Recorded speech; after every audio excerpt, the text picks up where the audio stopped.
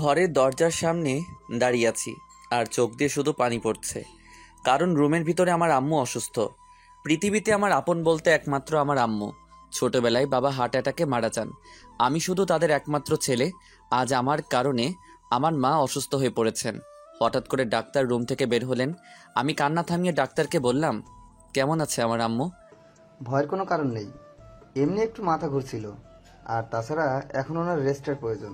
এই বয়সে এখন ঘরের কাজকর্মগুলো যত কম করবে তত ভালো। আমি কিছু ওষুধ লিখে দিচ্ছি, সময় মতো খাওয়াবেন, দেখবেন 2-3 দিনের ভিতরে ভালো হয়ে যাবে। ঠিক আছে ডাক্তার।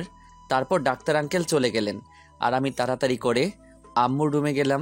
গিয়ে আম্মুর হাত ধরে কান্না করতে করতে বললাম, আম্মু, তুমি যাকে বিয়ে করতে বলবে আমি তাকেই বিয়ে করব। তবু তুমি নিজেকে এভাবে কষ্ট দিও না প্লিজ, আমি সইতে পারবো না। আম্মু আমার মাথায় হাত বুলিয়ে বললেন, সত্যি তুই আমার পছন্দের মেয়েকে বিয়ে করবি? হ্যাঁ আম্মু, আমি করব। তুমি যাকে বলবে আমি তাকেই বিয়ে করব। আম্মু একটু হেসে আমার চোখের পানি মুছে দিয়ে বলল, এই তো আমার লক্ষ্মী ছেলে। আমার কপালে একটা চুমু দিয়ে বললেন, আজকে আর অফিসে যেতে হবে না, বিকালে আমাদের গ্রামের বাড়িতে যাব। আচ্ছা। তারপর আমি আম্মুকে নিজের হাতে স্যুপ বানিয়ে খাওয়ালাম আর ওষুধগুলো খাইয়ে দিলাম।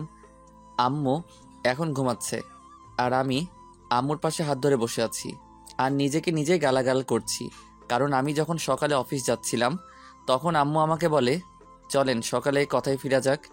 সকালে যাওয়ার আগে আপনাদের পরিচয় দিয়ে নিই। আমি ফুয়াদ, বাবা মার একমাত্র সন্তান। পড়ালেখা শেষ করে এখন একটা কোম্পানিতে জব করি। আমি যখন ছোট ছিলাম তখন বাবা মারা যান। আর বাকিটুকু গল্পের সাথে থাকেন, জানতে পারবেন। এভাবে আর কতদিন থাকবি? এবার একটা বিয়ে করে নে না। দেখো আম্মু, এখন আমি বিয়ে টিয়ের সম্পর্কে জড়াতে চাই না। তাছাড়া এখন বিয়ে করে সংসার জীবনের দায়িত্ব নিতে পারবো না। কেন পারবি না? প্রতিদিন তো তুই অফিসে চলে যাস, সারাদিন বাসায় কত কাজ একা একা করতে হয় আমাকে। এই বয়সে এসেও কি একটু বিশ্রাম করতে পারবো না? তাহলে কাজের লোক রেখে দাও, কিন্তু আমি এখন বিয়ে করতে পারবো না। যখন ঘর থেকে বের হচ্ছি তখন কিছু একটা আওয়াজ হলো। পিছনে তাকিয়ে দেখে আম্মু মেঝেতে পড়ে আছে। আম্মুকে মেঝেতে পড়ে থাকতে দেখে আমার পুরো পৃথিবী কয়েক মুহূর্তের জন্য থমকে যায়। দৌড়ে গিয়ে আম্মুকে কোলে তুলে রুমে নিয়ে যায়। তারপর অনেক ডাকাডাকির পরও জ্ঞান ফিরছিল না। আমার মনের মধ্যে একটা অজানা ভয় জেঁকে বসলো। আর দেরি না করে আমাদের ফ্যামিলি ডাক্তারকে কল করে বললাম বাসায় চলে আসতে। তারপর তিনি আসার পর কি হলো তা তো জানুন। মনের মধ্যে সে ভয়টা মুহূর্তেই উধাও হয়ে গেল। মায়ের মুখে হাসি দেখে যার মা আছে তার একটি জান্নাত আছে, আর আমি সেই মাকে কষ্ট দিয়েছি। জানি না আল্লাহ আমাকে ক্ষমা করবেন কিনা। এসব ভাবতে ভাবতে আমিও আম্মুর কোলে মাথা রেখে ঘুমিয়ে গেলাম। হঠাৎ করে আম্মুর ডাকে ঘুমটা ভেঙে গেল। দেখি আম্মু আমার সামনে দাঁড়িয়ে আছে। আমি কিছুটা অবাক হয়ে বললাম, আম্মু, তুমি উঠলে কেন? তোমার এখন বিশ্রাম দরকার, প্লিজ তুমি শুয়ে থাকো। সারাদিন কি শুয়েই থাকবি? সকাল গড়িয়ে দুপুর হয়ে গেল, খাবি না? আয় খেতে আয়। আর কিছুই বললাম না। ঘড়ির দিকে তাকিয়ে দেখি 2টা বাজে। আমি উঠে ম্যানেজারকে ফোন করে বলে দিলাম আজকে আর অফিসে যাব না। বাবা রেখে যাওয়া পুরোটা সম্পত্তি একা দেখাশোনা করতে হয়, সেগুলোর জন্যই সময় পাই না। আবার বিয়ে করলে সংসারে কিভাবে সময় দিব সেগুলো নিয়ে ভাবছি। আর বিয়ে না করে উপায়ও নাই। মায়ের এখন বিশ্রাম দরকার। একা হাতে ঘরের কাজগুলো আর কতদিনই বা করবে। আর কিছুই না ভেবে খাবার টেবিলে বসলাম। তারপর আম্মু ভাত বেড়ে দিল। তারপর আম্মু নিজের হাতে তুলে খাইয়ে দিতে লাগলো। প্রতিদিনই দেয়। খাওয়াতে খাওয়াতে আম্মু বলল, এবার একটা বিয়ে হয়ে গেলেই আমি বাঁচি। প্রতিদিন তোকে আর তুলে খাইয়ে দিতে হবে না, বউ এসে খাইয়ে দেবে। আমি তোমার হাত ছাড়া খাবই না। আম্মু আমার কথা শুনে হাসতে লাগলো। তারপর আম্মুও খেয়ে নিল। আমি গিয়ে রেডি হয়ে নিলাম। এখন যাব গ্রামের বাড়ি। কেন যাব তা জানি না। তারপর আম্মুও রেডি হয়ে নিল। আমিও গাড়ি বের করলাম। আম্মু গাড়িতে গিয়ে বসলো। আমি আম্মুকে বললাম, আম্মু, গ্রামের বাড়িতে কেন যাব আর কোথায় উঠবে? সোজা তোর খালার বাসায় উঠবো। কেন? গেলেই বুঝতে পারবি, এখন চল। তারপর আর কোনো কথা না বলে গাড়ি চালাতে লাগলাম আপন মনে। 1.5 ঘন্টার মধ্যে খালাদের বাসায় পৌঁছে গেলাম। আম্মু গাড়ি থেকে নেমে ভিতরে গেলেন আর আমি গাড়ি পার্ক করলাম। তারপর আমিও ভিতরে গেলাম। গিয়ে তো আমি অবাক, সবাই দেখে একজোট হয়ে বসে আছে। আমি প্রথম খালা আর খালুকে সালাম দিলাম। তারপর খালা আমাকে বসতে বলল। আমি আম্মুর পাশে গিয়ে বসলাম। আমার এখন একটু লজ্জা লাগছে, কারণ বাড়ির সবাই এক জায়গায় আর আমার দিকে কেমনভাবে যেন তাকিয়ে আছে। কি করব বুঝতেছি না। আমি আম্মুর কানে কানে জিজ্ঞেস করলাম, আম্মু, ওনারা সবাই এভাবে তাকিয়ে আছে কেন? আম্মু হেসে জবাব দিলেন। নতুন জামাই দেখছে। কথাটা শুনেই চমকে গেলাম। বুঝতে আর বাকি রইল না আম্মু এখানে কেন এসেছে। নিশ্চয়ই খালামণির মেয়ের সাথে আমার বিয়ে দিতে এসেছে। কিন্তু এটা কি করে সম্ভব? ওই পেতনিটাকে বিয়ে করলে আমার জীবন নরক করে ছাড়বে। আর তাছাড়া আমার থেকে বয়সে কম করে হলেও 5 থেকে 6 বছরের ছোট হবে। তাই আমি আম্মুকে কানে কানে বললাম, আম্মু, তুমি যা ভাবছো তা ঠিক না। আমি ওই পিচিটাকে বিয়ে করতে পারবো না। আম্মু অনেকটা রাগী কণ্ঠে বলল, চুপ, এখন অনেক বড় হয়ে গেছে, একবার দেখলে তোর নিশ্চয়ই পছন্দ হবে। আর কোনো কথা বললাম না, চুপ করে বসে রইলাম। হঠাৎ করে খালামণি উঠে গেলেন। তারপর দেখলাম একটা রুমে ঢুকলেন আর খালু আমাকে বললেন, বাবা কিছু মুখে দাও। না খালু, আমি খেয়ে এসেছি। তারপর উনি হেসে এসে আম্মুর সাথে কথা বলছে। সেদিকে আমার কোনো খেয়াল নেই। আমার মাথায় একটাই চিন্তা, ওই পেতনিটাকে নিয়ে। ছোটবেলায় বেড়াতে আসলে আমাকে এটাই জ্বালাতো যে ইচ্ছে করে খালাদের বাসায় আসতাম না, আসা বন্ধ করে দেই। তারপর অনেক দিন দেখা হয়নি। জানি না এখন পড়াশোনা করে কি না। এখন তো চেহারাটা দেখতে কেমন তাও ভুলে গেছি। ছোটবেলায় অনেক কিউট ছিল। আমি মাঝে মাঝে গাল ধরে টান দিতাম। জানি না এখনও কিউট কিনা। যেমনই হোক, আম্মু পছন্দই আমার পছন্দ। হঠাৎ করে খালামণি রুম থেকে বের হলো। সামনের দিকে তাকিয়ে আমার চোখ কপালে উঠে যায়। এটা কি করে সম্ভব? কি করে এতটা বদলে গেল সে? এক নজরে তাকিয়ে আছি মেয়েটার দিকে, কারণ মেয়েটা এমনভাবে পর্দা করেছে যে তার সামনাসামনি বসলেও মনে হয় না ওর চোখ দুটি দেখতে পারবো। কি অপরূপ লাগছে, কালো মোজা হাতে এবং পায়ে, এবং সেই সাথে এত কঠিনভাবে হিজাব পড়েছে যে সেটা ভেদ করে তার চোখ দর্শন করার সুযোগও হবে না আমার। সবাই উঠে দাঁড়ালাম আর আমিও উঠে দাঁড়ালাম। আমি রীতিমতো অবাক দৃষ্টিতে এক নজরে তাকিয়ে আছি মেয়েটার দিকে। তারপর খালামণি ওনার মেয়েকে আমার সামনে মুখ বরাবর বসালেন। মেয়েটা আম্মুও আমাকে সালাশ করলেন। আমি তো ক্রাশ খাইছি ওর এরকম পর্দা করা দেখে। আমার জীবনে এই মেয়েটাই প্রথম যে এরকম কঠিনভাবে পর্দা করতে দেখলাম। আমি চুপচাপ বসে আছি আর চোখে ওর দিকে বারবার তাকাচ্ছি। জানি না সে কেমন দেখতে, তবে পর্দায় যে মেয়ে থাকে সেই মেয়ে খুব মূল্যবান, আর তার মধ্যে আল্লাহর রহমত বিরাজ করে। জানি না কেমন হবে, তবে মাশাআল্লাহ আমি তার পর্দা করা দেখে মনে হয় ওর প্রেমে পড়ে গেলাম। হঠাৎ আম্মু খালামণিকে বলল, কী রে, মেয়ে কেমন পর্দা করে আনলে যে?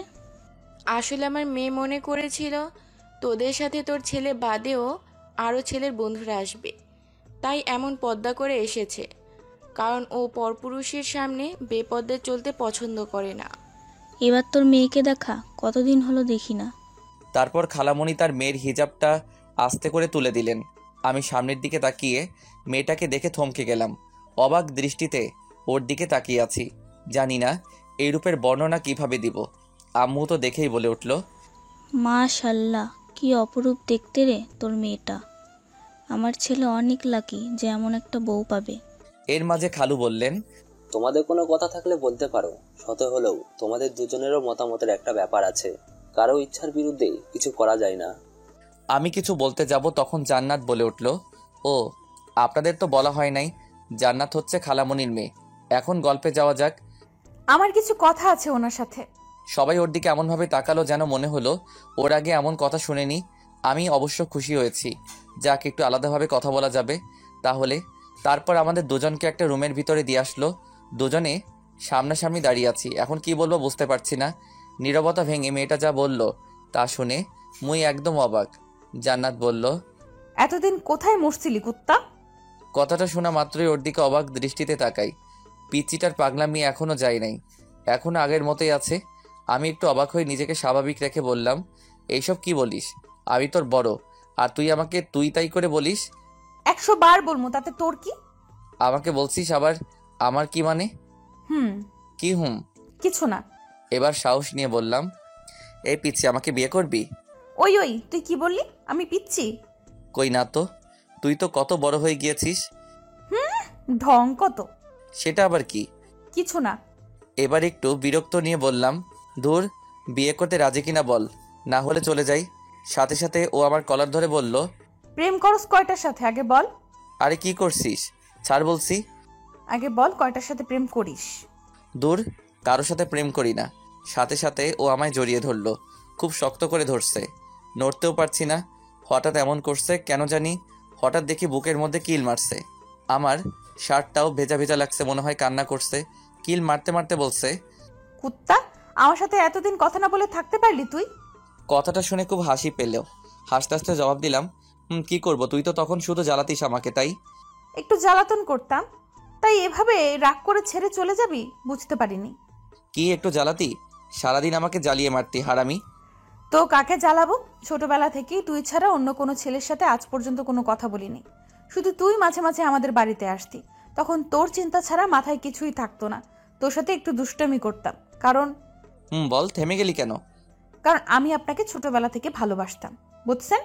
কথাটা বলে আমার বুকে মুখ লুকিয়ে ফেললো। ওর এরকম বাচ্চাদের কাণ্ড দেখে হাসতে হাসতে বললাম, বুঝলাম, ছোটবেলায় ভালোবাসতেন, এখন কি বড় হয়েছেন, সেই ছোটই আছেন।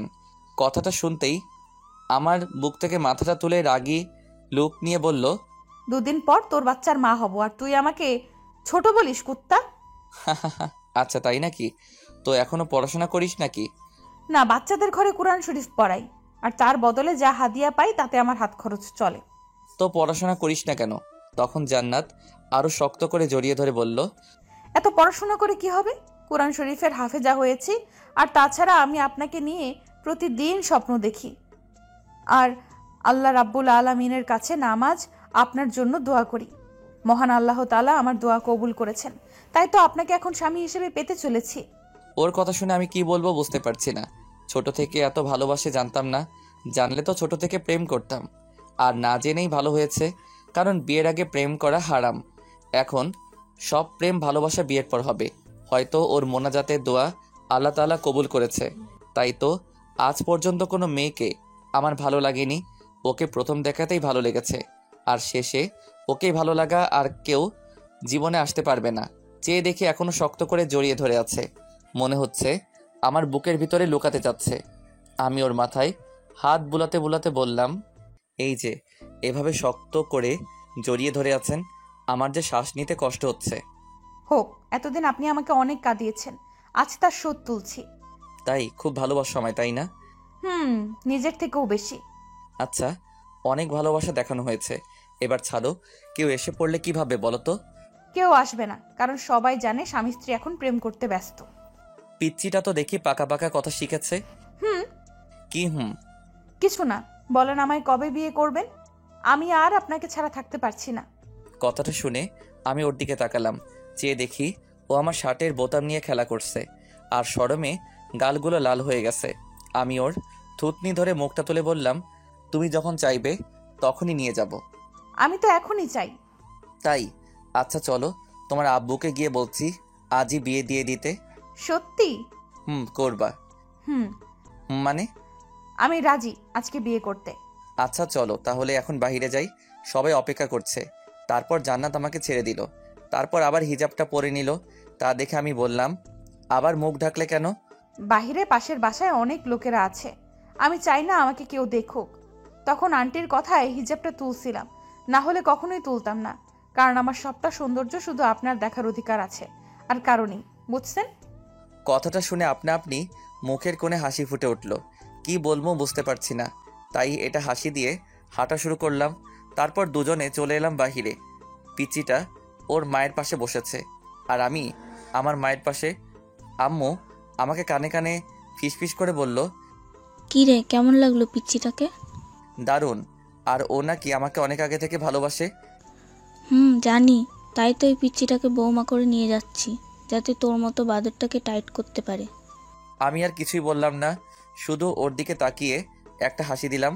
আর আম্মু ওনাদেরকে বললেন, তো ভাই, এবার তাহলে বিয়ের 3 তারিখ পাকা করা যাক। হ্যাঁ অবশ্যই, শুভ কাজে দেরি কিসের?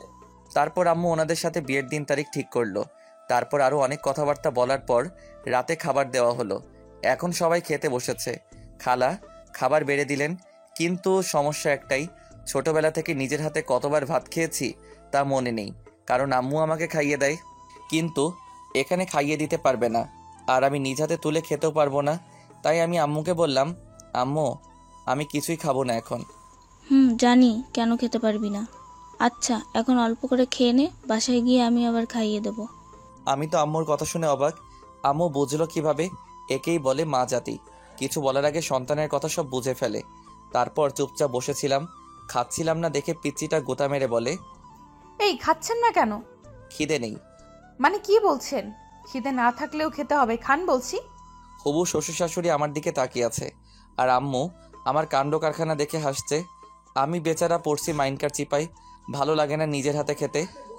পুরোটা বলার আগে আমার মা বলে উঠলেন, আসলে হয়েছে কি জানিস আপু, আমার ছেলেটা কোনোদিন নিজের হাতে তুলে খায়নি, তাই আমার হাত ছাড়া নিজের হাতে খেতে পারে না।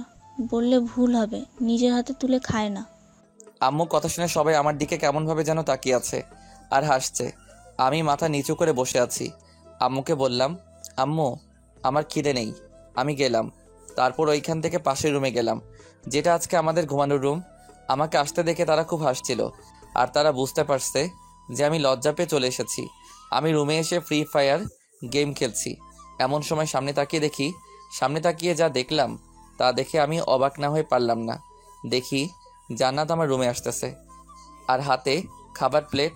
আমি তাকে দেখে শোয়া থেকে উঠে বসলাম, অবাক দৃষ্টিতে তাকিয়ে বললাম, তুমি এখানে? কেন আসতে পারি না বুঝি? না, তা পারবে না কেন, বাড়িটা তো তোমাদেরই। জান্নাত আমার পাশে বসতে বসতে বলল, না খেয়ে কেউ কি এভাবে চলে আসে? আসলে আম্মুর হাতে ছাড়া কোনোদিন নিজ হাতে তুলে খাইনি তো, তাই। আপনি কি জানেন আপনার জন্য বাসার সবাই না খেয়ে আছে এখনো?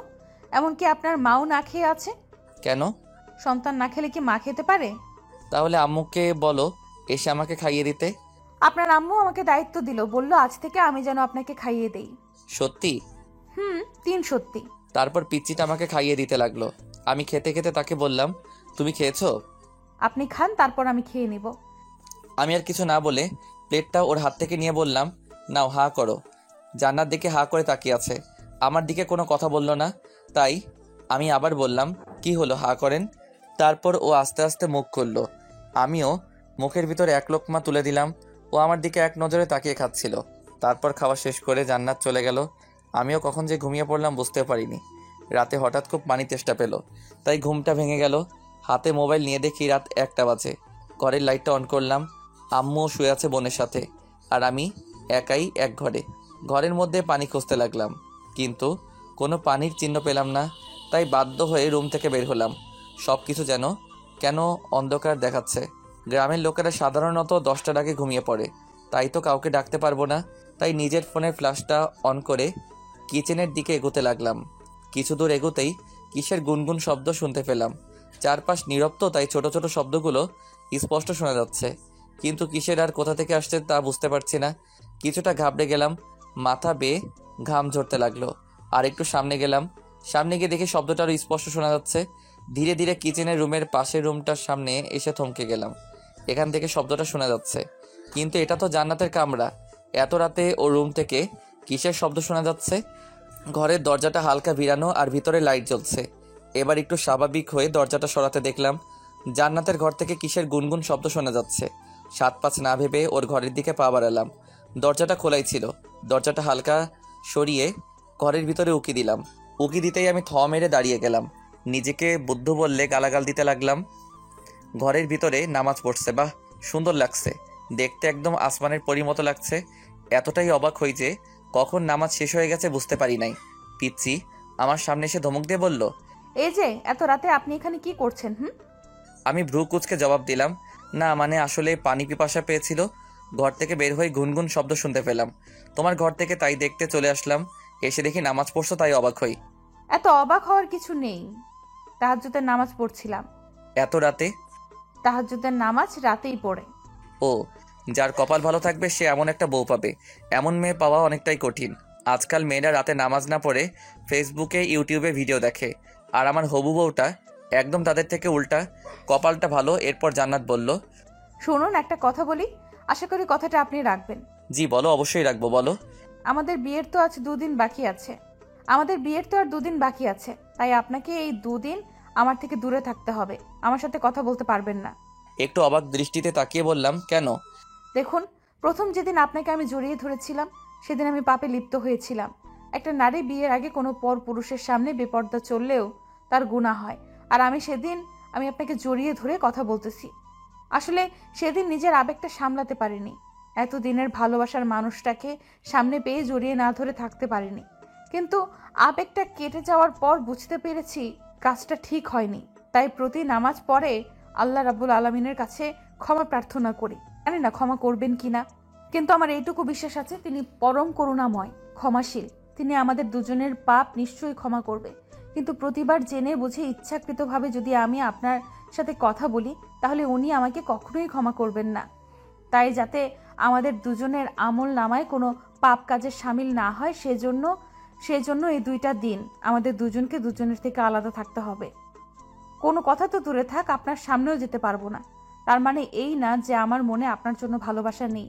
আমার মনে আপনি কতটা জায়গা জুড়ে আছেন তা আমি আপনাকে বলে বোঝাতে পারবো না। কিন্তু তার চাইতে বেশি ভয় আল্লাহর কাছে।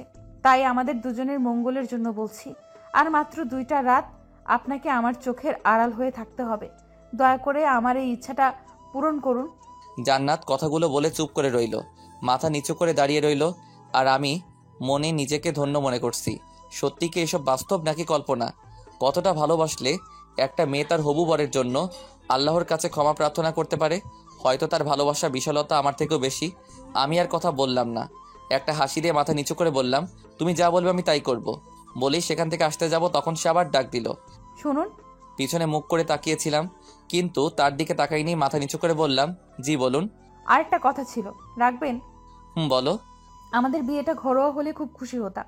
না মানে কোনো অনুষ্ঠান বা গায়ে হলুদ করানোর দরকার নেই, কারণ বিয়েতে গায়ে হলুদ হারাম। আর অনুষ্ঠানটাও না করানোই ভালো, কারণ সেখানে অনেক মানুষ থাকবে। আমি আপনার পাশে বসে থাকবো, হাজার হাজার মানুষ আমার রূপ সৌন্দর্য উপভোগ করবে, ছবি তুলবে, ভিডিও করবে। আর এইসব কাজ করানোর জন্য আমি পাপের ভাগীদার হব। আমার রূপ সৌন্দর্য একমাত্র আমার স্বামীর জন্য তোলা রয়েছে। তিনি ছাড়া আমায় অন্য কেউ দেখুক তা আমি চাই না। এত বড় গুনার ভাগীদার হওয়ার চাইতে বিয়েটা না হওয়া ভালো, কারণ এই জীবনে আমি আপনাকে না পেলেও আমার তেমন কোনো ক্ষতি হবে না। কিন্তু যে পাপগুলো হবে সেগুলো ক্ষমার জন্য পরকালে অনন্তকাল জীবনের সাজা ভোগ করতে হবে। তাই এটা আমার আপনার কাছে অনুরোধ। আশা করি আপনি আমার কথাগুলো বুঝতে পারছেন। কথাগুলো শুনে চোখের নিচে নোনা জলের বিন্দু জমা হতে লাগলো। এটা কোনো কষ্টের না, এটা খুশির কান্না। এখন নিজেকে সবচেয়ে সুখী মানুষ মনে হচ্ছে। আমি মাথা নিচু করে বললাম, তুমি যেমনটা চাইবে তেমনটাই হবে। তারপর ঘর থেকে বেরিয়ে এলাম। খুব খুশি লাগছে এখন। ওর ঘরে দরজার সামনে দাঁড়িয়ে চোখের জল মুছতেছিলাম, এমন সময় ওর কথা স্পষ্ট শুনতে পেলাম। ওনার থেকে বেশি আমি ভালোবাসি তাকে, কিন্তু বিয়ের আগে এগুলো ঠিক না। আমি কোনো দিনও ওনাকে নিজের ভালোবাসা বুঝতে দেইনি। এখন হয়তো ওনার একটু কষ্ট হবে, কিন্তু এতে আমাদের দুজনেরই মঙ্গল। দূর, কিসের কষ্ট, বরং শুনে বেশি খুশি হইছি। আর আমি মনে মনে সিদ্ধান্ত নিলাম, কখনো পিচিটাকে কোনো কারণে কষ্ট দিব না, তাহলে হয়তো আল্লাহ আমাকে কখনো মাফ করবেন না। পাগলি একটা। বলি হাসতে হাসতে রুমে চলে এলাম। সেখান থেকে সব পানির পিপাসা মিটে গেছে। এখন শুধু ভাবছি পিচিটাকে কবে বুকে পাবো। এই 2 দিন আমার কাছে 2 বছরের মতো লাগছে। ওর সাথে এখন কথা না বলে থাকতে পারছি না। ইচ্ছে হচ্ছে খুব করে ওর হাত ধরে বসে বসে সারা রাত গল্প করতে, কিন্তু কি আর করার, পাগলিটার ইচ্ছে তো পূরণ করতেই হবে। রাজকপাল নিয়ে জন্ম মনে হয় আমার, তাই তো ওর পাগলিকে আপন করে পেতে যাচ্ছি। এখনও তো অনেক কাজ বাকি আছে। আম্মুকে বিয়ের অনুষ্ঠানে কথা না করতে হবে, সকালে এখান থেকে চলে যেতে হবে, কারণ পাগলিটার সামনে থাকলে আমি কথা না বলে থাকতে পারবো না। বিছানায় গা হেলান দিয়ে নিজের ভবিষ্যৎ জীবন সঙ্গিনীর কথা ভাবছি। এখন হয়তো ঘুমাচ্ছে। অনেক ইচ্ছে হচ্ছে ওর ঘুমন্ত মুখটা দেখতে, ওর প্রতি ওর প্রেমে পড়ে যাই। আর রাগলে তো কথাই নাই, গালগুলো লাল টমেটোর মতো হয়ে থাকে, বলে বোঝাতে পারবো না তখন কি অপরূপ লাগে। এইসব ভাবতে ভাবতে কখন যে ঘুমের দেশে চলে গেলাম বুঝতেই পারি নাই। হঠাৎ আম্মুর ডাকে ঘুম ভেঙে গেল। বুঝতে বাকি রইল না সকাল হয়ে গেছে।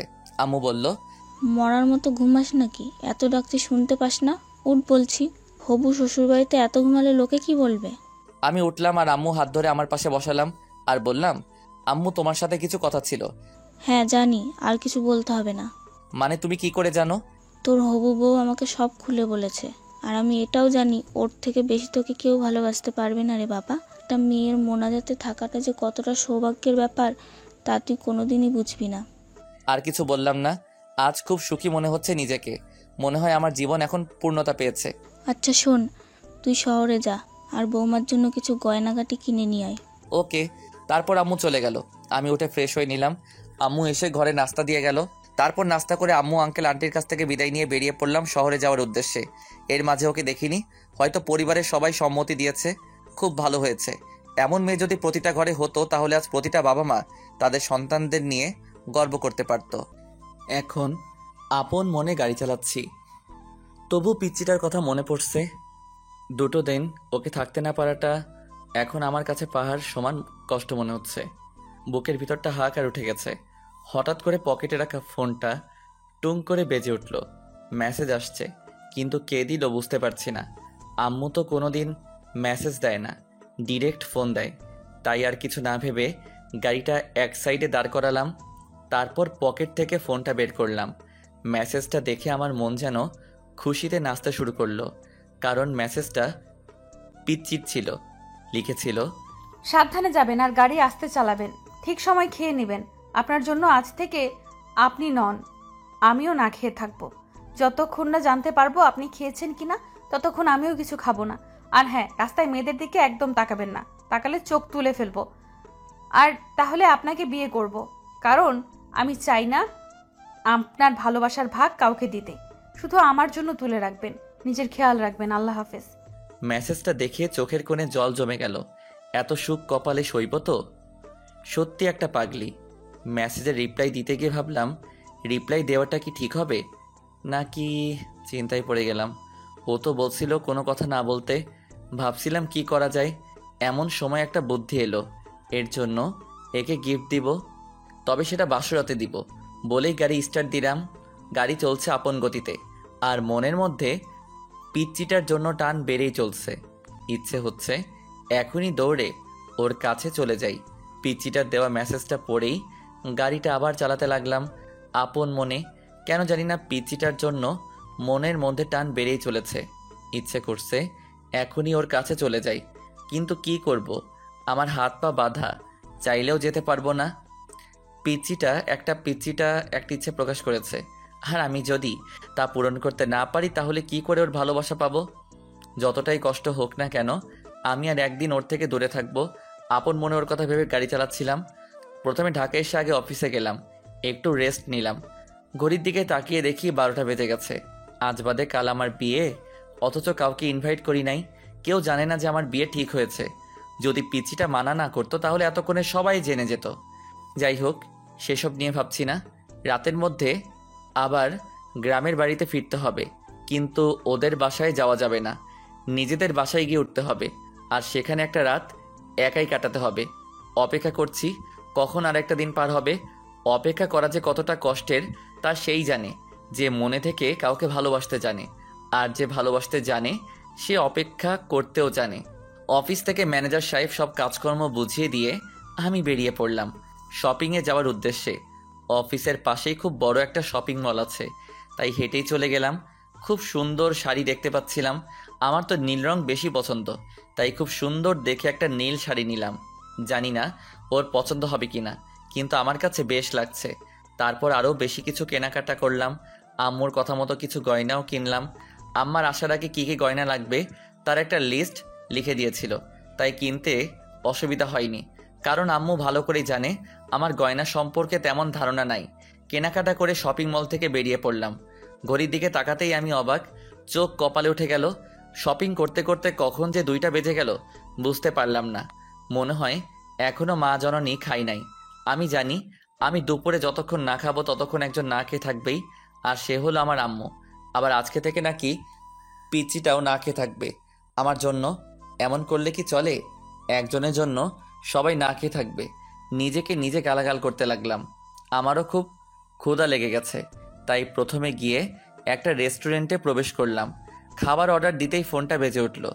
বুঝতে পারলাম এটা আমার আম্মু ছাড়া কেউ দেয়নি, তাই তাড়াতাড়ি ফোনটা রিসিভ করলাম। হ্যালো বলতেই আম্মু বলল, কী রে বাবা, কিছু খেয়েছিস? এই তো আম্মু, মাত্র খেতে বসলাম, তুমি খেয়ে নাও। আচ্ছা, তুই খেয়ে নিস আর সাবধানে আসিস কিন্তু। আচ্ছা, কিন্তু আমি যে তোমার হাতে ছাড়া খেতে পারি না সেটা তো তুমি ভালো করেই জানো। এখন তো এটা বলছিস, আজ বাদে কাল বউ আসলে তখন মায়ের হাতের খাবার খেতে ভালো লাগবে না, তখন বউয়ের হাতে খেতে ভালো লাগবে। এমনটা কখনো হবে না। আমি সবসময় তোমার হাতে খেতে চাই। হয়েছে, আর বলতে হবে না, চুপচাপ খেয়ে নে। ঠিক আছে। এবার একটু সাহস নিয়ে আম্মুকে বললাম, আম্মু ও খেয়েছে। আম্মু আমার কথা শুনে হাসতে হাসতে বললেন, না, তোরও খাইনি। আমাকে বলছে যতক্ষণ তুই না খাবি ততক্ষণ ও খাবে না। এবার একটু শরম লাগলো। তাতে কি ইচ্ছে, মাই তো ও তো সব জানে। তাই আবার একটু সাহস নিয়ে বললাম, আম্মু তুমি ওকে ডেকে বলো খেয়ে নিতে, যাতে আমি শুনতে পাই। বাপ্পা, আমার ছেলে দেখে দুদিনে বউ পাগল হয়ে গেছে। মানে আম্মু, আমার যে এখন শরম লাগছে তা আম্মু ঠিকই বুঝতে পারছে। তাই আম্মু বলল, হয়েছে, থাক, আর লজ্জা পেতে হবে না, এখনই বলছি। তারপর আম্মু জান্নাতকে ডাকতে লাগলেন। জান্নাত মা, জান্নাত, এদিকে আয় তো। জি আন্টি, আসছি। কী রে মা, আজ বাদে কাল আমার ছেলের বউ হবি আর তুই এখনও আন্টি বলে ডাকছিস? আম্মু বলে ডাকতে পারিস না? আচ্ছা, আম্মু বলে ডাকবো। এখন যা খেয়ে নে। না মানে আম্মু, উনি খেয়েছেন। উনি খেয়েছে, এখন যা তুই খেয়ে নে। দুপুর তো গড়িয়ে বিকাল হতে চললো। উনি এখন কোথায়? ঠিকমতো শহরে পৌঁছেছেন তো? হ্যাঁ, উনি ঠিকমতো শহরে পৌঁছেছে। এবার যা, তুই খেয়ে নে, আর চিন্তা করতে হবে না। আচ্ছা আম্মু, আপনি খাবেন না? আপনিও তো সেই সকাল থেকে কিছু খাননি। হ্যাঁ, তুই যা, আমি আসছি।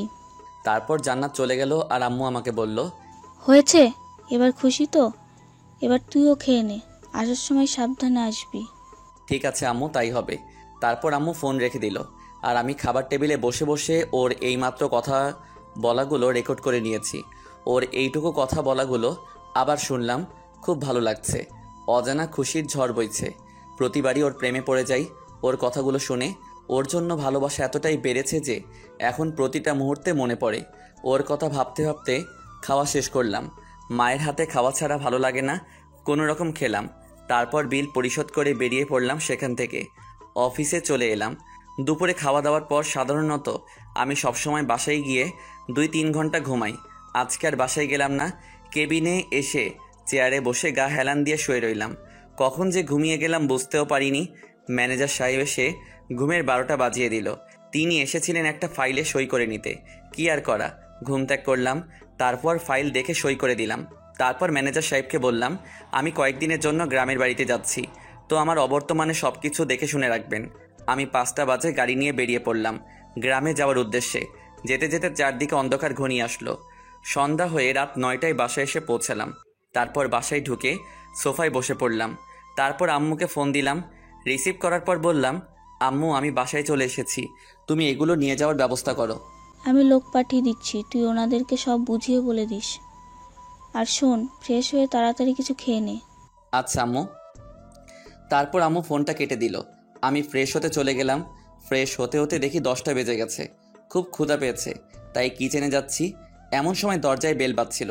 হয়তো আম্মু লোক পাঠিয়েছে। দরজা খুলে দেখলাম খালামণিদের বাসার দারোয়ান কাকা এসেছে। ওনাকে আমরা ছোট থেকে কাকা বলেই ডাকি। ওদের বাসায় অনেকদিন ধরে দারোয়ানের চাকরি করছে। যাই হোক, এবার ওনাকে সব বুঝিয়ে দিলাম। তারপর ওনারা চলে গেল। তারপর আমিও কিচেনে ফলমূল রাখা ছিল, সেগুলো খেলাম। তারপর নিজের রুমে চলে এলাম। এসেই রুমে গা হেলান দিয়ে শুয়ে রইলাম। বাইরে চাঁদের আলো সোজা জানালা দিয়ে মুখের উপর এসে পড়েছে। চাঁদের দিকে তাকিয়ে ভাবছি, আচ্ছা আমি যেমন সারাক্ষণ তার কথা চিন্তায় বিভোর থাকি, ও কি আমার কথা সারাক্ষণ ভাবে? হয়তো ভাবে। এত ভালোবাসে যখন ভাববে হয়তো। শুধু একটা বদ অভ্যাস, মনের কথা কাউকে জানতে বা বুঝতে দেয় না। মনের কথা মনেই চেপে রাখে। আচ্ছা, এখন কেউ জেগে আছে? এখন কি আমার কথা ভাবছে? হঠাৎ করে না খেয়ে থাকার কথাটা মনে পড়ে গেল। ভুলেই গিয়েছিলাম। এই কথাটা তো ওকে জানাতে হবে যে আমি খেয়ে নিয়েছি, না হলে তো না খেয়ে পুরো রাতটা পার করবে। তাড়াতাড়ি আম্মুকে ফোন দিলাম। রিসিভ করার পর আম্মুকে বললাম, আম্মু তুমি খেয়েছো? তুই খেয়েছিস? আম্মু আমি খেয়েছি, এবার তোমরাও খেয়ে নাও প্লিজ। ঠিক আছে, তাহলে এখন ঘুমিয়ে পড়লাম। আচ্ছা। কল কেটে দিল। যাক বাবা, ভাগ্যিস মনে পড়লো, না হলে মনে হয় সারা রাত 2টি মানুষ না খেয়ে থাকতো। তারপর কখন যে ঘুমিয়ে পড়লাম মনেই নেই। ভোরের দিকে মোবাইলটা হঠাৎ টুং টুং করে বাজতে শুরু করলো। মনে হয় অফিস থেকে এসেছে। কিছুক্ষণ পর মেসেজ আসা বন্ধ হয়ে গেল, কিন্তু ফোন বাজতে শুরু করলো। ঘুম ঘুম চোখে তাকিয়ে দেখি জান্নাতের নাম্বার। ফাল মেরে উঠে বিছানায় বসে পড়লাম। দেরি না করে কলটা রিসিভ করলাম। হ্যালো বলার সাথে সাথেই কলটা কেটে দিল। মন চাচ্ছিল ফোনটা আছাড় মারি। আবার টুং করে মেসেজ আসলো। সিন করে দেখি একটানা 4টা মেসেজ আসলো। সে বলছে, আসসালামু আলাইকুম। অনেক তো ঘুমিয়েছেন, এবার উঠুন, যান গিয়ে নামাজ পড়ে আসুন। আজ থেকে প্রতিদিন 5 ওয়াক্ত নামাজ পড়বেন, না হলে বিয়ে করবো না, বলে দিলাম। শেষ মেসেজ ছিল। এই, আপনি কল রিসিভ করলেন কেন? আমি আপনাকে ফোন দিছি আপনাকে জাগানোর জন্য, কথা বলার জন্য নয়। যান গিয়ে নামাজ পড়ে আসুন, আর নামাজ পড়ে এসে ঘুমাবেন না, একটু হাঁটাহাঁটি করবেন, শরীরের ক্লান্তি দূর হবে। আর ঠিক মতো নাস্তা খেয়ে নেবেন। আল্লাহ হাফেজ। মেসেজগুলো পড়েই হাসতে হাসতে পেট ব্যথা হয়ে গেল। মনে হয় পিচিটা জেনে গেছে আমি ওর প্রতি দুর্বল হয়ে গেছি, তাই তো এটা করেন ওটা করেন, না হলে বিয়ে করব না বলে হুমকি দেয়। যাক, যা বলছে ভালোর জন্য বলছে। এমন একজন জীবনসঙ্গী পাওয়া ভাগ্যের ব্যাপার, যে সকালে ঘুম থেকে তুলে বলবে যাও নামাজ পড়ে আসো। তারপর আর কিছু না ভেবে হাসি মুখে উঠে ফ্রেশ হয়ে নামাজ পড়তে গেলাম। নামাজ পড়া শেষে আমাদের বাড়ির পিছনে মাঠে খোলা হাওয়ায় হাঁটাহাঁটি করছিলাম। সকালে এই মনোমুগ্ধকর হাওয়া মনের মাঝে এক অন্যরকম অনুভূতি তৈরি করে, কিন্তু সেটা কি বুঝতে পারিনি। হঠাৎ মনের মাঝে খেয়াল এলো, যদি এখন পিচিটা যদি আমার সাথে থাকতো, দুজনে একসাথে হাত ধরে থাকতাম, ভালো লাগতো। ভাবতেই আমার মনটা খুশিতে নাচতে লাগলো। তখন মনে মনে নিয়ত করলাম, বিয়ের পর প্রতিদিন ওকে নিয়ে বাহিরে খোলা বাসাতে হাঁটাহাঁটি করব। এসব ভাবছি, এমন সময় কে যেন পেছন থেকে সালাম দিল। পিছনে তাকিয়ে দেখি, বেশি অবাক হয়নি, কারণ এটা ছিল রিয়া। জান্নাতের সাথে আগে পড়াশোনা করত। সে কালো বোরকা পরে আছে, ম্যাচিং করা মোজা দেখতে খুব সুন্দর লাগছে। আমি তার সালামের জবাব দিলাম এবং বললাম, আরে রিয়া, তুমি এত সকালে কোথায় যাচ্ছ? প্রাইভেট পড়তে চাচ্ছি দুলাভাই। ও আচ্ছা, তো স্কুল কখন যাবে? 8:30-এ স্কুলের ক্লাস শুরু হয়, এতক্ষণ স্যারের কাছে কোচিং করি। ঠিক আছে, সাবধানে যাও। আচ্ছা, যদি কিছু না মনে করেন তাহলে একটা সাহায্য করবেন। মনে করার কি আছে, বলো কি সাহায্য করতে পারি। আমাকে একটু এগিয়ে দিয়ে আসবেন স্যারদের বাসা পর্যন্ত। আসলে ওখানে কিছু পকেটের ছেলে আমাকে প্রতিদিন চালাতন করে। কি এত বড় সাহস? চলো দেখি কে তোমাকে ডিস্টার্ব করে। তারপর রিয়া কিছু না বলে হাঁটা শুরু করলো। আমিও তার পিছনে হাঁটা ধরলাম। কিছুক্ষণ পর একটা জায়গায় এসে দাঁড়ালাম। পাশেই স্যারদের বাসা, আর রাস্তার ওপারে কিছু পোলাপান দাঁড়িয়ে আছে, দেখে বোঝা যায় 9-10-এ পড়ে। তারপর রিয়া আমাকে বলল, দুলাভাই, ওই ছেলেগুলোই আমাকে প্রতিদিন ডিস্টার্ব করে। আচ্ছা তুমি ভিতরে যাও, মন দিয়ে পড়াশোনা করো, আমি ওদের দেখছি, আর আমি তোমাকে স্কুলে দিয়ে আসবো আজকে। ঠিক আছে দুলাভাই। তারপর রিয়া ভিতরে চলে গেল, আর আমি ছেলেগুলোর কাছে গেলাম। বাচ্চা ছেলে, এই বয়সে এমন করবে স্বাভাবিক, তাই বেশি কিছু বলি নাই, ভালোভাবে বোঝালাম। মেনে গেল। দেখতে দেখতে 8টা বেজে গেল। রিয়া কোচিং থেকে বের হলো। তারপর আমাকে বলল, কি ব্যাপার দুলাভাই, কি বলছে ওরা? আমি ভাবলাম রিয়াকে একটু রাগাই, তাই বললাম, ওরা বলল তুমি নাকি ওদের মধ্যে একজনকে ভালোবাসো। কি এত বড় সাহস আমার নামে মিথ্যা বলা! দাঁড়ান, আজকে ওদের উচিত শিক্ষা দিব। এই বলে রিয়া হাঁটা শুরু করলো, আর আমি পরিস্থিতি হাতের বাইরে যাওয়ার আগে ওর পথ আটকে দাঁড়াই। দাঁড়িয়ে দাঁড়িয়ে হাসছি। এমন সময় রিয়া আমাকে ধমক দিয়ে বলল, আপনি কেমন দুলাভাই? হ্যাঁ, ওরা আপনার শালিকার নামে মিথ্যা অপবাদ দিল আর আপনি হাসছেন। আরও ওরা তোমার নামে মিথ্যা অপবাদ দেয় নাই, আমি তোমার সাথে একটু মজা করলাম আর কি। কি আপনি এমনটা করতে পারলেন? দাঁড়ান, বাসায় জান্নাতের কাছে বিচার দেবো আপনার নামে। কি বলছো? আমি তো একটু মজা করলাম, এখানে তোমার জান্নাতকে টানার কি দরকার? ফাজলামো করার আগে মনে ছিল না? আচ্ছা সরি, এরপর থেকে আর মজা করব না। তবু তুমি জান্নাতকে কিছু বলিও না। ওকে, তবে একটা শর্তে। শর্ত মানলে জান্নাতকে কিছু বলবো না। কি শর্ত বলো? 1000 টাকা দেন, তাহলে বলবো না। এত টাকা দিয়ে কি করবে তুমি? যা ইচ্ছা তাই করব। আপনাকে দিতে বলছি, দেন, না হলে। এভাবে টাকা হাতিয়ে নেওয়া কি ঠিক হচ্ছে? দিবেন কিনা তা বলুন। দিচ্ছি তো, এত রাগ দেখাও কেন? কিছুই করার নেই। অবশেষে মানিব্যাগ থেকে সকাল সকাল 1000 টাকা খরচ হয়ে গেল। টাকা হাতে দিতেই রিয়া বলল, চলুন এবার আমাকে স্কুল পর্যন্ত এগিয়ে দিয়ে আসুন। চলো। তারপর দুজনে হাঁটতে হাঁটতে কথা বলছিলাম। কখন যে স্কুলের সামনে এসে গিয়েছি টের পেলাম না। তারপর রিয়া বলল, আচ্ছা দুলাভাই, আপনি সকালে নাস্তা করছেন? না এখনো করিনি, বাসায় গিয়ে করে নিব। তারপর রিয়া ব্যাগ থেকে একটা বক্স বের করলো এবং আমার হাতে দিয়ে বলল, এই নিন, এখানে জান্নাত নাস্তা বানিয়ে পাঠিয়েছে, আমাকে বলল আপনাকে দিয়ে দিতে, খেয়ে নেবেন।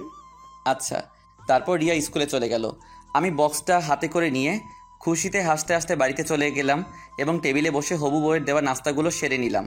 বিছানায় গা হেলান দিয়ে ভাবছিলাম, কাল আমার বিয়ে, কেমন একটা ফিলিংস অনুভব করছি, একটু লজ্জাও লাগছিল। এসব ভাবতে ভাবতেই তারপর আম্মুর সাথে একটু ফোনে কথা বলে নিলাম। আগামীকাল আমাদের বিয়ে, সকাল 10টার দিকে কাজী অফিসে বিয়ে হবে।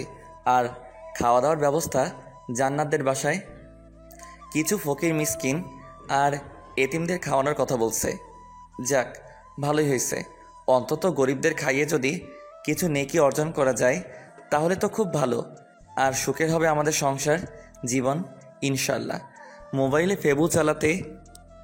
ফেবু চালাতে চালাতে কখন যে ঘুমিয়ে পড়লাম বুঝতেই পারি নাই। হঠাৎ ঘুমটা ভেঙে গেল। বিছানা থেকে লাফ দিয়ে উঠলাম। জীবনে এই প্রথম দুঃস্বপ্ন দেখলাম। আমার মাথা বেয়ে ঘাম ঝরতে শুরু করলো। তাড়াতাড়ি করে এক গ্লাস পানি খেয়ে নিলাম। হঠাৎ ঘুমিয়ে পড়ায় দুঃস্বপ্ন দেখে চমকে উঠলাম। দুঃস্বপ্ন হলো আমার হবু বউকে নিয়ে। হঠাৎ ও আমার স্বপ্নে এলো, কিন্তু সে একটা বিছানায় বসে ছটফট করছে আর জোরে জোরে কান্না করছে। আমি কাছে গিয়ে ওর হাতটি ধরাই, তার কান্না থেমে গেল। সে জ্ঞান হারিয়ে ফেলল। তারপর ওকে জড়িয়ে ধরে কাঁদতে লাগলাম। কেন জানি না হঠাৎ এমন স্বপ্ন দেখলাম। বুকের ভিতর ধুক করে উঠল, চোখের নিচে নোনা জল জমতে লাগলো। কেন এত ভয় করছে আমার? তবে কি সে আমাকে ছেড়ে চলে যাবে? সত্যি কি আমি তাকে সারা জীবনের জন্য আপন করে পাবো না? এসব ভাবতে ভাবতে বুকের মাঝে ঠিক বাম দিকটার হৃৎপিণ্ডে ব্যথা অনুভব করলাম। এখন আমার ওকে নিয়ে ভাবতে ভয় করছে। যদি স্বপ্নটা সত্যি হয় তাহলে আমি কি করব? তাকে চেয়ে এই 2 দিনে বড্ড ভালোবেসে ফেলেছি। এখন যদি ওকে না পাই তাহলে দিশেহারা হয়ে যাব। আর কিছু ভাবতে পারলাম না। সব কিছু কেমন যেন গুলিয়ে যাচ্ছিল। আমি আম্মুকে ফোন দিলাম, একটু কথা বলে নিলাম, ওর ব্যাপারে খোঁজ খবর নিলাম। আম্মু বলল সব কিছু ঠিক আছে, চিন্তা করার কোনো দরকার নেই। আম্মুকে স্বপ্নের কথাটা বললাম। আম্মু হেসে বলল স্বপ্ন কখনো সত্যি হয় না, কিন্তু আমার মনের ভিতর কেমন যেন ভয় হচ্ছিল। আম্মুর সাথে কথা বলার পর ভয়টা দূর হলো। দেখতে দেখতে সময় পার হয়ে গেল। দুজন 2 দিকে, অথচ খেয়ালিপনায় মিশে একাকার হয়ে রয়েছে। তবে কি এটাই ভালোবাসার লক্ষণ? শুনছিলাম প্রেমে পড়লে নাকি সব কিছু রঙিন লাগে। রাতের আকাশে তারার মেলা দেখে মনে হচ্ছে হয়তো ওই প্রান্তে বসে সে আমার চিন্তায় ডুবে রয়েছে। ভাবতে ভাবতে সকাল হয়ে গেল। আমি তো পিচ্চি ছেলে, তাই তেমন একটা বর সাজানো হলো না। অফিসে যেভাবে যাই সেইভাবে কাজী অফিসে গেলাম। সবাই উপস্থিত, শুধু কাজী সাহেবের কাজটাই বাকি। এখন আমার পাশে বসে আছে আমার পিচ্চি বউটা। জানি না কেমন লাগছে ওর। মুখভঙ্গি দেখে বোঝার উপায় নেই যে সে লজ্জা পাচ্ছে নাকি, কারণ সে পুরোপুরি পর্দায় নিজেকে আড়াল করে রেখেছে। পিছন থেকে রিয়া চিমটি মেরে বলল, দুলাভাই, যদি আমার বান্ধবীকে আপনি কষ্ট দেন তাহলে আপনার খবর আছে। আসলে রিয়া একটু বেশি পাকনা, সবসময় মজা করে, কিন্তু মনটা খুব ভালো। আমি রিয়ার কথা শুনে হাসি আটকে রাখতে পারলাম না, তাই হাসতে হাসতে বললাম এতটা সুখে রাখবো যে পাড়া প্রতিবেশীরা বলে পুড়ে মরবে। তারপর আর কোনো কথা বললাম না। তারপর ওর দিকে আর চোখে তাকাচ্ছিলাম, কিন্তু আমার মনে হয় না যে ও আমার দিকে একবার তাকিয়েছে। চুপ করে মূর্তির মতো বসে আছে। অবশেষে কাজী সাহেব বিয়েটা পড়িয়ে দিলেন। শুরু হলো নতুন এক জীবন। আমার একার জীবনে এখন নতুন জীবন যোগদান হয়েছে। আম্মুর কাছে গিয়ে সালাম করলাম দুজনেই। তারপর শ্বশুর শাশুড়ি মাকে সালাম করলাম। পাশে রিয়া দাঁড়িয়েছিল, দাঁড়িয়ে দাঁড়িয়ে হাসছে। জিজ্ঞেস করলাম হাসছো কেন? রিয়া হাসতে হাসতে বলল, আজ যদি আমি তোমাদের মতো বড় হতাম তাহলে তোমরাও আমার পায়ে ধরে সালাম করতে। রিয়ার কথা শুনে সবাই হাসতে লাগলো, কিন্তু পিচিটা যে কেমন আর চোখে তাকিয়ে আছে রিয়ার দিকে। এমন মনে হলো যেন ওর বিন্দু পরিমাণ হাসি পাই নাই। রিয়াকে ফিসফিস করে জিজ্ঞেস করলাম, এই তোমার বান্ধবীর মুড অফ কেন?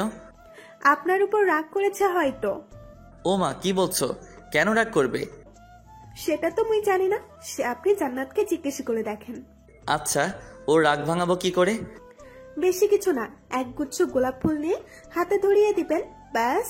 আর কিছু করতে হবে না, জান্নাতের গোলাপ ফুল খুব পছন্দ। সত্যি এতেই হয়ে যাবে? তারপর সবাই মিলে বাসায় চলে এলাম। সেখানে কিছু গরিবদের খাওয়ানোর ব্যবস্থা করা হয়েছে, কিছু রিলেটিভরাও রয়েছে। আমি কিছু গরিবদের খাবার সার্ভ করে দিলাম। সবার খাওয়া দাওয়া শেষ হতে হতে বিকাল হয়ে গেল। আমরা তারপর বিদায় নিলাম। জান্নাতের বাসা থেকে পিচ্চিটা অনেক কান্নাকাটি করছিল। আসার সময় মোটেও ভালো দেখায় না কাঁদলে তাকে। এখন গাড়িতে বসে আছি, পিচ্চিটা আর আমি পিছনে বসে আছি, আর আম্মু সামনে। পিচ্চিটা এখনও কান্না করছে, কাঁদতে কাঁদতে মুখটা মলিন হয়ে গেছে।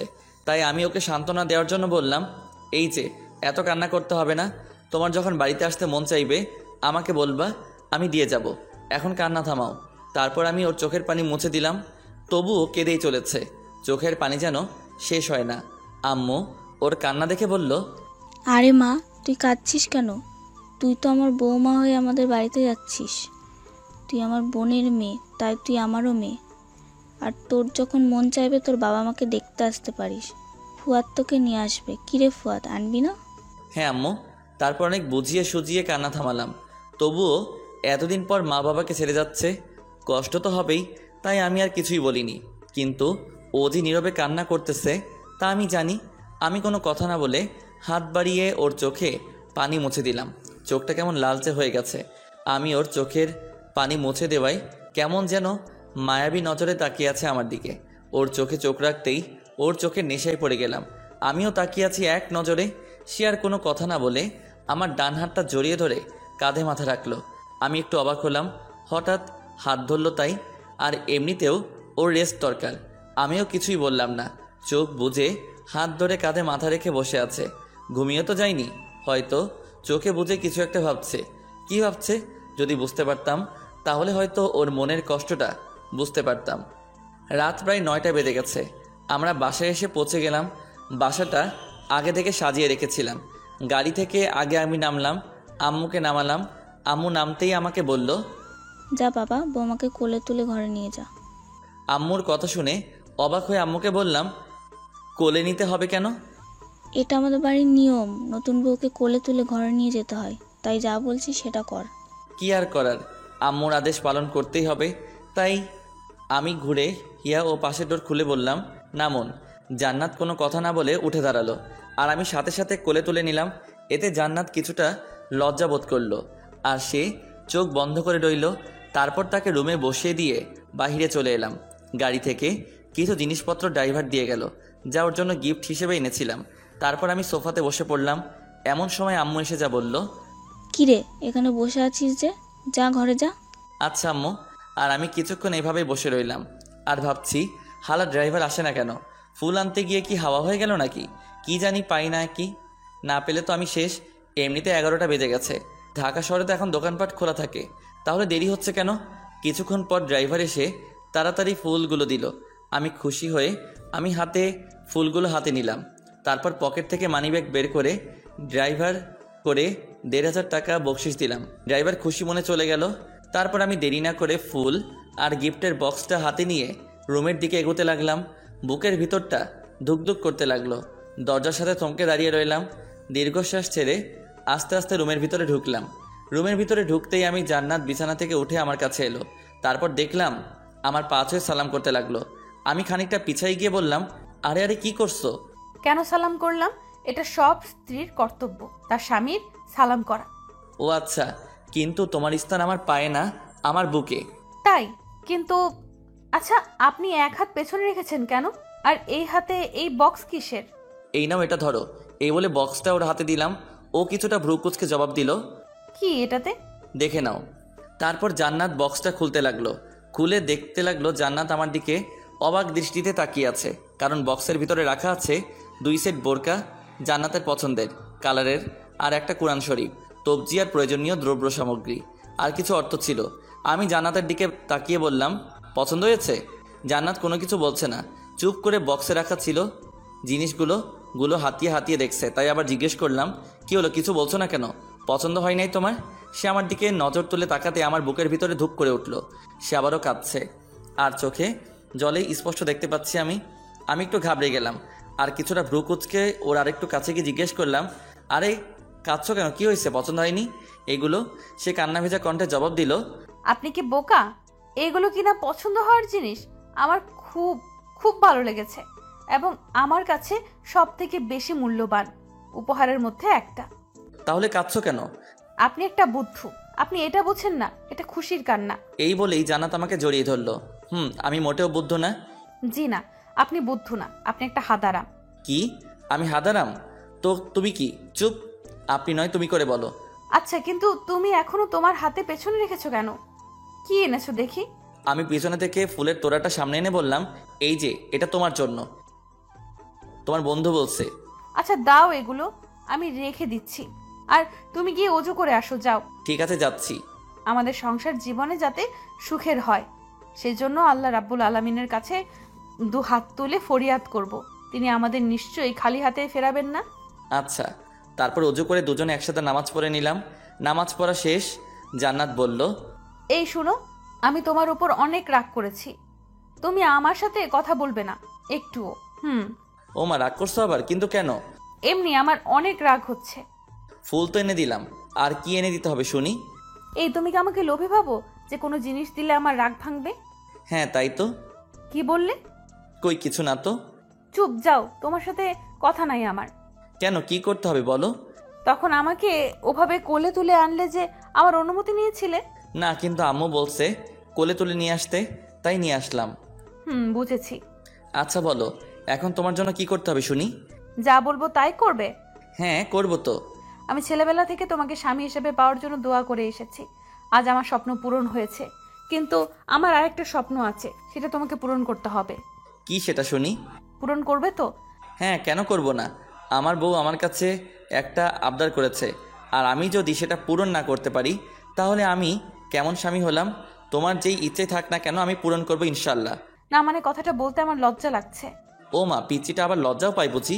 কি, আমি পিচ্ছি? কই না তো, তুমি তো অনেক বড়, আমার থেকেও বড়। কি বলো, তোমার ইচ্ছেটা কি শুনি? কাছে আসো, কানে কানে বলবো। কি এমন কথা যে কানে কানে বলতে হবে? তোমাকে কাছে আসতে বলছি না, এক কথা কেন বলো? আচ্ছা, আসছি। তারপর আমি ওর কাছে যেতেই ও আমাকে জড়িয়ে ধরলো, আমার বুকে মুখ লুকিয়ে রেখেছে। আমি অবাক হয়ে জিজ্ঞেস করলাম, এই পাগলি, এইভাবে কেউ হুট করে জড়িয়ে ধরে? আমি ধরবো, তাতে তোমার কি? আমি আমার স্বামীকে জড়িয়ে ধরেছি। কিন্তু তোমার ইচ্ছাটা কি এখনো বললে না? না মানে আসলে, কি বলো? আমি না একটা বাবু চাই তোমার কাছে, তোমার মতো দেখতে কিউট এমন একটা বাবু চাই। বলেই আমার বুকের ভিতরে মুখ লুকিয়ে ফেললো, মনে হলো যেন বুকের ভিতর ঢুকে যেতে চাচ্ছে। আমি হাসতে হাসতে ওকে জড়িয়ে ধরে বললাম, ইস, আমার বউটা আমার কাছে বাবু চাই, আর আমি কি তা না করতে পারি না? কিন্তু এর জন্য তোমাকে কষ্ট করতে হবে যে। কি কষ্ট? বেশি কিছুই না, শুধু আমাকে ভালোবাসতে হবে। এই, আমাকে আবার কোলে নাও প্লিজ। কেন? আমি তোমার বুকে মাথা রেখে ঘুমাতে চাই, তাই। তাই বুঝি। তারপর ওকে কোলে তুলে নিলাম। ও আমার বুকে মাথা রেখে চুপ করে শুয়ে রয়েছে। বিছানায় নিয়ে শুইয়ে দিলাম। ও আমাকে জড়িয়ে ধরে বলল, এই, আমাকে একটা ইয়ে দিবে? ইয়ে কি গো? জানো না বুঝি? কই না তো। ও আচ্ছা, তাহলে থাক। এই বলে জান্নাত আমার বুকে মাথা রেখে চুপ করে শুয়ে রইল। আমি জান্নাতের মাথায় হাত বোলাতে বোলাতে বললাম, এই যা, পিচ্চি বউটা রাগ করলো নাকি? কি কিছু না, ঘুমাও তো। ঘুমাইলে বাবু আসবে কই থেকে? জানি না। আচ্ছা, লাইট অফ করে দেই, নাহলে পাঠক পাঠিকার মন্দ বলবে। আমার ভয় করে। আমি তো আছি। তারপর আর কিছু না বলে লাইটটা অফ করে দিলাম। তারপর আমরা দুজনে স্বপ্ন পূরণের উদ্দেশ্যে পাড়ি দিলাম ভালোবাসার সাগরে।